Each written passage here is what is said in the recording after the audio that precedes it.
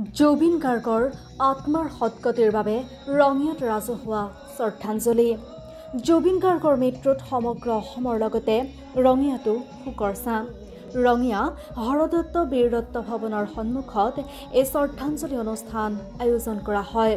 স্থানীয় বিধায়ক ভৱেশ কলিতা, ৰঙিয়া পৌৰসভাৰ পৌৰপতি, উপ-পৌৰপতি, ৰঙিয়া সমজিলা আয়ুক্ত আদিকে ধৰি সহস্ৰাধিক ৰাইজে শ্ৰদ্ধাঞ্জলি জনায় মৰমৰ শিল্পীজনক।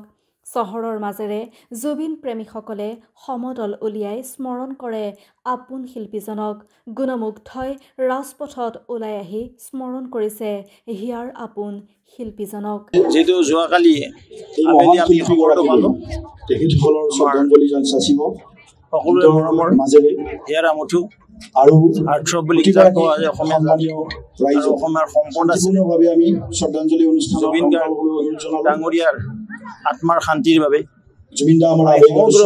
ৰঙিয়াবাসী ৰাইজ সমবেত হৈছে আৰু আমি তিনিদিনীয়াকৈ ইয়াত আনুষ্ঠানিকভাৱে শ্ৰদ্ধাঞ্জলি পুষ্প মাল্যাৰ্পণ লগতে বন্তি প্ৰজ্বলনৰ ব্যৱস্থা কৰিছোঁ।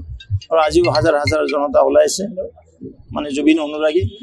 সকলো মুখত এটাই কথা, জুবিন জুবিন জুবিন আমাৰ মাজত নাই। চিৰ শান্তি লাভ কৰক, বৈকুণ্ঠত থাকক আৰু জাতিটোক তাৰ পৰা আশীৰ্বাদ কৰক, তাকে কামনা কৰিছোঁ।